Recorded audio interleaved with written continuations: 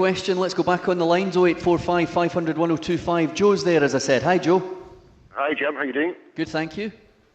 Yeah, when you analyse this season, the Scottish media is a busted flush for some of the comments they've made. Regarding you, some of your stuff that you've said, even to one of the first callers, where you say these viewpoints were null and void. I draw you to a remark that you said to a caller a few months ago, inconsequential was your quote to a Celtic fan regarding something that obviously didn't really matter to yourself. But it's not really inconsequential that on the Hamilton game, the linesman Willie Conker gave a goal to Hamilton that was clearly not a goal, and he disallowed a goal that was clearly a goal for Celtic.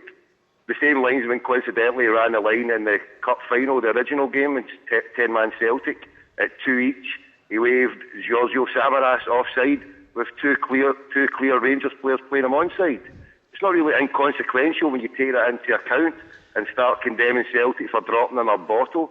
And as I say, Spew Keevins and the rest of the Scottish media, you know, as you sit there in your hands and joining everything together and saying it's the old firm and the people singing all the songs and Celtic are just as bad.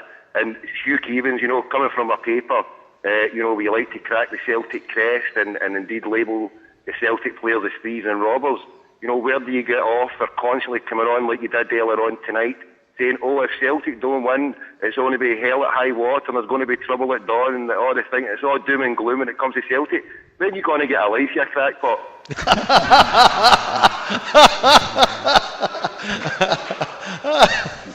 Well, Come on. you know, Got the last part right. where do you go with that, you know? A wee bit of a rant there, I think. Yeah, he's, you know...